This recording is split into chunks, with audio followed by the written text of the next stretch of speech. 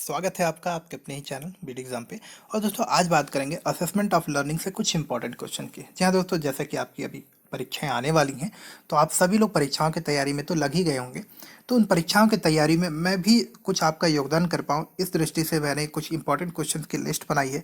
ये क्वेश्चन आपके previous year papers में भी आए हैं। साथ ही साथ ये क्वेश्चन वो हैं जिनको मैंने चुनते वक्त इस बात का ख्याल रखा है कि अगर आप इतने क्वेश्चंस को भी बना लेते हैं, ये वैसे क्वेश्चन हैं जिनके कि अगर इनके आसपास ही और क्वेश्चंस बनते हैं, यानी कि इतने क्वेश्चन को भी आप तैयार कर लेते हैं, इसके अलावा एक भी अलग क्वेश्चन आपको करने की जरूरत नहीं है।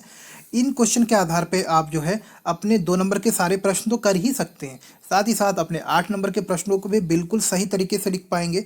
और साथ ही साथ आप 15 नंबर के क्वेश्चंस को भी जब आप लिखना चाहेंगे उनको ड्राफ्ट कर सकते हैं, उनको डिज़ाइन कर सकते हैं। मैंने आपको पहले भी अर्न वीडियोस में भी बताया है, वही आपको दोबारा भी बता रहा हूँ। प्रीवियस ईयर पेपर्स जो कि हमारे चैनल के प्लेलिस्ट में आपको मिल जाएगा, चाहे आप बीएड फर्स्ट ईयर में हो चाहे आप बीएड फोर्थ ईयर में हो, वहाँ से मिल जाएगी। इसके अलावा आपको जो है प्रीवियस ईयर पेपर्स को सॉल्व करना है, साथ ही साथ सिलेबस का हर एक टॉपिक कम से कम एक बार जरूर पढ़ लेना है। कोई भी टॉपिक आप छोड़ कर ना जाए, और जिन टॉपिक्स में आपको थोड़ी समस्या लगती है, जिन टॉपिक को लगता है कि आप ठीक से नहीं कर पा रहे हैं, आप मुझे बोले, मैं कोशिश करूंगा उनके ऊपर वीडियोस भी बना दूं और ज़रूरत पड़ने पे आपको जो है नोट्स भी उपलब्ध कराने का प्रयास करूंगा। तो अब पूरा नोट्स तो शायद नहीं दे पाऊँ, लेकिन हाँ कुछ इंपॉर्टेंट क्वेश्चन के ऊपर आपको नोट जरूर उपलब्ध कराऊंगा, ये मैं आपसे पूरा वादा करता हूँ।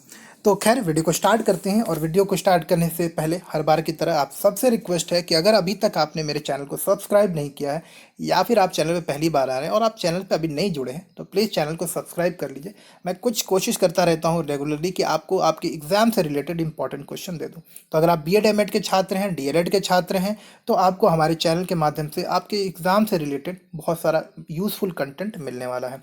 तो खैर चलिए, आज हम लोग देख लेते हैं बहुत ही इंपॉर्टेंट क्वेश्चन जिसको कि आपको बिल्कुल भी मिस नहीं करना है। तो वीडियो को देख लीजिए आखिरी तक, ज़्यादा नुकसान नहीं होने वाला है, बल्कि आपको फ़ायदा ही मिलने वाला है।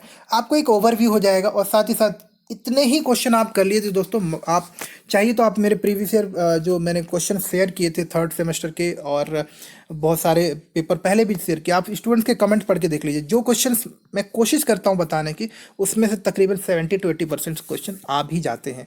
तो ये कोई रॉकेट साइंस नहीं है, बस आप सही तरीके से क्वेश्चन को तैयार कर लें, आप भी अपने एग्जाम में 70-75+ स्कोर कर सकते हैं। आप में से हर एक व्यक्ति कर सकता है, बस आपके अंदर ये इच्छा शक्ति होनी चाहिए, और साथ ही साथ थोड़ा मेहनत करने के लिए आपको लगन के साथ लगना भी पड़ेगा। तो चलिए वीडियो को स्टार्ट करते हैं, क्वेश्चंस को देखते हैं। पहला प्रश्न है, what is criterion reference test, मानदंड संदर्भित परीक्षण क्या है। दूसरा प्रश्न ले लेते हैं, कॉन्सेप्ट ऑफ आईक्यू। तो स्टन द्वारा सबसे पहले दिया गया था, लेकिन हम लोग इसको समझते हैं कि आईक्यू की अवधारणा का संप्रत्यय दीजिए। आईक्यू क्या है बताना पड़ेगा। बोलते नहीं यार इसमें आईक्यू बहुत ज़्यादा है, इसमें आईक्यू कम है। तो इंटेलिजेंट कोशिएंट क्या होता है वो आपको यहाँ पे बताना है। डिफाइन अचीवमेंट टेस्ट, उपलब्धि परीक्षण को परिभाषित करें। भाई उपलब्धि परीक्षण क्या है। अचीवमेंट टेस्ट जो होते हैं आपके, आपने देखा होगा कि स्कूल्स में भी होते हैं, आपके शैक्षणिक संस्थानों के अलावा आपके जो व्यावसायिक संस्थान होते हैं वहाँ पर भी होता है, आपके हायर एजुकेशन में अचीवमेंट टेस्ट होता है। तो ये सारे अचीवमेंट टेस्ट आपकी होती रहती हैं, आपकी उपलब्धि को मतलब समझाने के लिए, आपकी उपलब्धि की आकलन के लिए। अगला प्रश्न ले लेते हैं, what do you understand by interview technique, साक्षात्कार तकनीक से आप क्या समझते हैं। ये सारे रिपीटेड क्वेश्चन है दोस्तों, ये नहीं है कि मैंने कुछ नए क्वेश्चन बताए, ये बिल्कुल रिपीटेड क्वेश्चन है, आपके एग्जाम में आए हैं, तो इन क्वेश्चन को जरूर तैयार कर लिया। चलिए अगले प्रश्न को चलते हैं, व्हाट इज क्वेश्चन बैंक। अब प्रश्न बैंक क्या है भाई। प्रश्न बैंक वो है जिसमें आपके पाठ्यक्रम से संबंधित, जिस विषय के बारे में हम बात करें उससे संबंधित सारे इंपॉर्टेंट क्वेश्चंस होते हैं।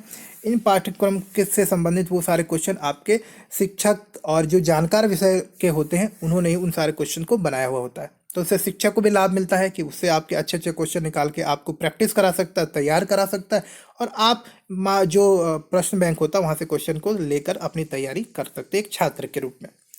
अगला प्रश्न है, state educational uses of statistics, यानी कि सांख्यिकी के शैक्षिक उपयोग बताएं। तो सांख्यिकी स्टैटिक्स का देखिए हमारे जीवन में बहुत उपयोग है। मीन, मोड, मीडियन हम लोग पढ़ते हैं, वेरिएंस अभी आगे चल के आप पढ़ेंगे, यहाँ पे देखेंगे तो बहुत सारा ऐसा क्वेश्चन है आपको जो सांख्यिकी का यूज होता है। आपको प्रोबेबिलिटी है, आपका परम्यूटेशन, कॉम्बिनेशन जिसको हम लोग प्रायिकता, बारंबारता, ये सारे नामों से भी जानते हैं। ये सारी चीज़ें हमारे जीवन में बहुत ज़्यादा यूज होती है। तो आप इस तरह से लिख सकते हैं कि जीवन के हर एक क्षेत्र में स्टैटिस्टिक्स का यूज होता है। आप कुछ कुछ उदाहरण दे सकते हैं, जैसे कि आप दे सकते हैं कि किसी क्षेत्र में जनसंख्या किस तरह से बढ़ रही है, ये स्टैटिस्टिक्स के माध्यम से, ग्राफ के माध्यम से आप बता सकते हैं। तो इस तरह से आप काम आता है।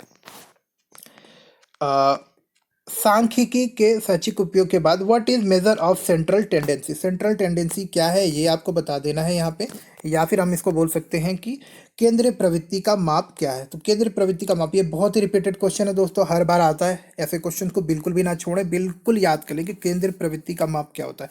सारांश रूप में बात करें तो केंद्रीय प्रवृत्ति वो प्रवृत्ति होती है, यानी किसी संख्या की वो प्रवृत्ति होती है जो अपने पूरे समूह को रिप्रेजेंट करता है। उदाहरण के लिए मतलब मैं बोलूं कि अगर एक क्लासरूम में बोला जाए कि एक क्लासरूम में 20 बच्चे हैं और इन्होंने गणित के प्रश्न में गणित की परीक्षा में जो है अमुक अमुक अंक लाए हैं, तो अब आपसे पूछा जाता है कि तो एक औसत अंक क्या आया है क्लास में। अगर 50 अंक का प्रश्न था तो औसत अंक क्या है, तो हम बोल देते हैं ना कि भाई बच्चों के औसत एवरेज तकरीबन 35 है।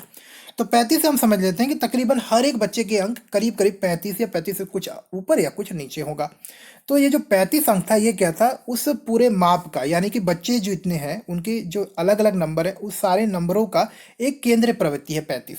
तो आप समझ गए कि केंद्रीय प्रवृत्ति क्या होती है। मतलब केंद्रीय प्रवृत्ति को समझकर हम तकरीबन एक समूह के बारे में एक थोड़ा सा नॉलेज प्राप्त कर लेते हैं। आगे बढ़ते हैं, what do you understand by standard deviation, मानक विचलन से आप क्या समझते हैं।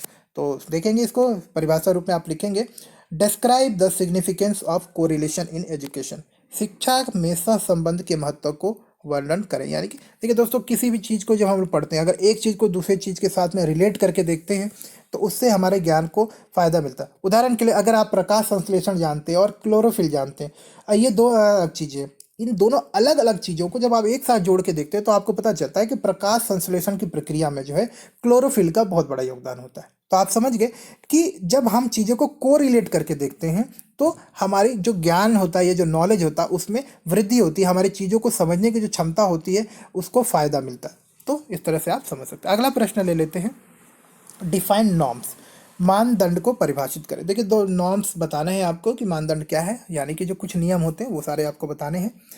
अगला प्रश्न है, what do you mean by IQ, IQ से आप क्या समझते हैं। इंटेलिजेंट क्वेश्चन, ये रिपीटेड क्वेश्चन है दोस्तों, मैंने आपको बताया कई बार आता है। Projective technique in assessment of personality, व्यक्तित्व मूल्यांकन में प्रक्षेपित प्रविधि क्या है। प्रोजेक्टिव जो टेस्ट होते हैं दोस्तों, ये खासतौर पे किसी व्यक्ति के व्यक्तित्व के अलग अलग पहलुओं को समझने के लिए काम आता है। खासतौर पे पहले ये इस्तेमाल होता था क्रिमिनल्स की जानकारी लेने के लिए, कि क्रिमिनल्स के ऊपर कि भाई इसके दिमाग में क्या चल रहा है, क्यों ये ऐसे अपराध करते हैं। लेकिन अभी ये शिक्षा के क्षेत्र में बहुत ज़्यादा इस्तेमाल होने लगा। साथ ही साथ में शिक्षा के अलावा सामाजिक और व्यावसायिक क्षेत्र में भी आपका इस्तेमाल होता है। प्रोजेक्टिव टेक्निक्स यूज करते हैं आपके लोग, जहाँ पर अगर विद्यार्थियों का चयन करना है या किसी रोजगार के लिए कुछ चुने हुए विद्यार्थियों का चयन करना है, तो इसके माध्यम से पर्सनालिटी के बारे में पता चलता है कि जो काम हमने हमारे पास है, क्या ये व्यक्ति उस काम के लिए उपयुक्त है कि नहीं। तो पर्सनालिटी के माध्यम से उसकी उपयोगिता और उसकी जो हम समझ सकते हैं उसकी क्षमता का आकलन किया जा सकता है। अगला प्रश्न है, डिफाइन अचीवमेंट टेस्ट, संप्राप्ति परीक्षण को परिभाषित कीजिए। लिख सकते हैं, बहुत अच्छा है। ये सारे रिपीटेड क्वेश्चन है दोस्तों, बिल्कुल करिएगा, बिल्कुल ही नहीं छोड़ेंगे इसको। What is the concept of individual test of intelligence, व्यक्तिगत बुद्धि परीक्षण का संप्रत्यय क्या है। तो इंडिविजुअल टेस्ट ऑफ इंटेलिजेंस का मतलब है कि हम अभी तक क्या जानते हैं, हमारा इंटेलिजेंट कितना है, हम अपनी बुद्धि का कितना इस्तेमाल कर सकते हैं। लेते हैं कि what is the concept of individual test of intelligence, यानी व्यक्तिगत बुद्धि परीक्षण का संप्रत्यय क्या है। अगला प्रश्न है, व्हाट इज स्टैंडर्ड डेविएशन, मैंने आपको पहले बताया था कि मानक विचलन क्या है। ये सारे रिपीटेड क्वेश्चन है आपको, तो इन क्वेश्चन को बिल्कुल भी तैयार कर लें आप। चलिए अगला भी प्रश्न देख लेते हैं, व्हाट इज क्वेश्चन, ये क्यों हम लोग देख चुके हैं। State educational uses of statistics, ये भी आपका हो चुका है। तो अगले प्रश्न को चलते हैं, describe the significance of correlation, ये भी हम देख चुके हैं। अगला प्रश्न है, what is the concept of evaluation, मूल्यांकन की अवधारणा क्या है। तो मूल्यांकन की अवधारणा को आपको यहाँ पे समझाना पड़ेगा कि भाई क्या है।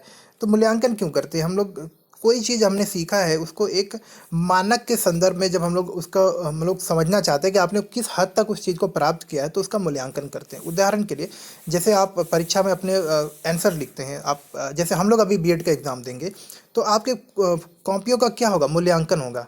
100 में से आपको अंक मिलेंगे, तो ये क्या होता है, मूल्यांकन होता है। आपकी जानकारी का मूल्यांकन, कि आपने इस पाठ्यक्रम को किस हद तक सीखा है, समझा है, तो ये होता है मूल्यांकन। अगला प्रश्न है, what is reliability of a test, एक परीक्षण की विश्वसनीयता क्या है। तो भाई यहाँ पे बताना पड़ेगा आपको कि प्रश्न जो आपकी रिलायबिलिटी कोई टेस्ट होता है वो रिलायबल कब होता है। टेस्ट जब रिलायबल होगा, यानी कि एक टेस्ट को रिलायबल तब कहते हैं जब उसमें आपके त्रुटियां कम हों। उसी टेस्ट को जब हम बार बार भी करें तो समान रिजल्ट आए तो वो होता है हमारा एक रिलायबल टेस्ट। एक परीक्षण की विश्वसनीयता यही होती है। अगला प्रश्न ले लेते हैं, डिफाइन असेसमेंट, आकलन को परिभाषित करें। भाई असेसमेंट क्या है बताएं यहाँ पे आप। नेक्स्ट क्वेश्चन है what is self reporting technique, यानी कि स्व आख्या तकनीक क्या है। यानी कि अपने बारे में हमको जानकारी इकट्ठी करनी है तो ये टेक्निक होती है। मतलब हम अपने बारे में ना सोचते हैं, पहले हम कभी बैठ के अपने बारे में सोचते रहिए, लेकिन जब हम अपने बारे में बैठ के सोचना शुरू कर देते हैं, अपने बारे में जानकारी इकट्ठा करना शुरू कर देते हैं, और ये जानकारी हम सिर्फ अपने अनुभव पे या अपने आप ही नहीं करते, हम इसमें दूसरे से फीडबैक भी ले सकते हैं, दूसरे से भी पूछ सकते हैं कि आप मेरे बारे में बताइए, मेरी कमियों के बारे में बताइए, मेरी अच्छाइयों के बारे में बताइए, मेरी शैक्षिक उपलब्धि के बारे में बताइए। ये सारी चीज़ें हम खुद से भी कर सकते हैं और दूसरों के सहयोग से भी कर सकते हैं। इसमें हम लोग इंफॉर्मेशन कम्युनिकेशन टेक्नोलॉजी का भी इस्तेमाल कर सकते हैं, डॉक्टर्स का भी इस्तेमाल ले सकते हैं। तो मतलब अपने बारे में जानकारी इकट्ठे करने के तरीके इसके अलग अलग साधन हो सकते हैं। अगला प्रश्न है इंट्रोड्यूस एनसीई, राष्ट्रीय पाठ्यचर्या प्रारूप का परिचय दीजिए।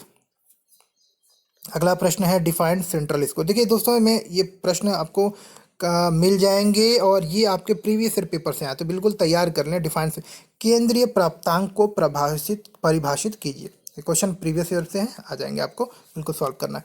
Calculate D from the data, ये जो डेटा दिया ना उसमें से, आंकड़ों में से आपको डेविएशन पता करना है, ठीक है। तो मानक विचलन ज्ञात करना, जो डेटा आपको दिया हुआ है यहाँ पे। चलिए अगला प्रश्न देख लेते हैं, व्हाट इज टेस्ट एडमिनिस्ट्रेशन, यानी कि परीक्षण प्रशासन क्या है।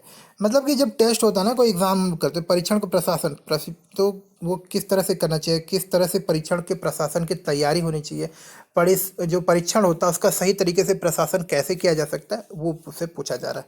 तो टेस्ट एडमिनिस्ट्रेशन क्या है, सही तरीके से जो टेस्ट हो जिससे कि सही हमको परिणाम मिले, हम जिस चीज़ के लिए टेस्ट ले रहे हैं वो रिजल्ट हमको मिले, यही होता है आपका परीक्षण प्रशासन। तो ये आप लिख सकते हैं यहाँ पे।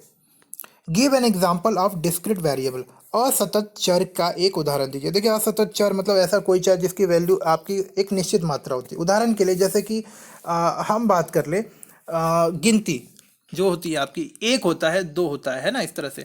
तो मान के चलिए अगर एक क्लासरूम में बच्चे बैठे हैं तो बच्चे आपके 10 हो सकते हैं, 11 हो सकते हैं, 12 हो सकते हैं, 10.5 नहीं हो सकते, 11.5 नहीं हो सकते। तो ऐसा कोई भी चर, ऐसी कोई भी राशि जिसके एक निश्चित वैल्यू है, जिसका एक निश्चित मान होता है, उसे हम लोग असतत चर कहते हैं, यानी कि उसकी वैल्यू चेंज नहीं होती है। अगला प्रश्न देख लेते हैं, what do you understand by criterion reference test, निष्कर्ष संदर्भित परीक्षण से आप क्या समझते हैं। चलिए प्रश्न तो कई बार आ चुका है, रिपीटेड क्वेश्चन है, बिल्कुल भी इसको ना छोड़ें, आप इसको तैयार कर लें। पहले भी मैंने आपको बता दिया, ये प्रश्न बहुत इंपॉर्टेंट है। अगला प्रश्न देख लेते हैं, what is projective technique of assessment, मूल्यांकन की प्रक्षेपीय तकनीक क्या है। ये भी क्वेश्चन रिपीटेड है, कई बार आ चुका है, तो बिल्कुल भी इसको आप ना मिस करें, बिल्कुल अच्छे से तैयार कर लें। अगला देखते हैं, justify the need for grading system of evaluation, मूल्यांकन पैटर्न के ग्रेडिंग पद्धति की आवश्यकता और औचित्य को साबित कीजिए। देखिए दोस्तों, ये क्वेश्चन आया हुआ है, बहुत इंपॉर्टेंट, 2019 में भी आया हुआ है आपका, सॉरी माफ करिएगा 2020 के प्रश्न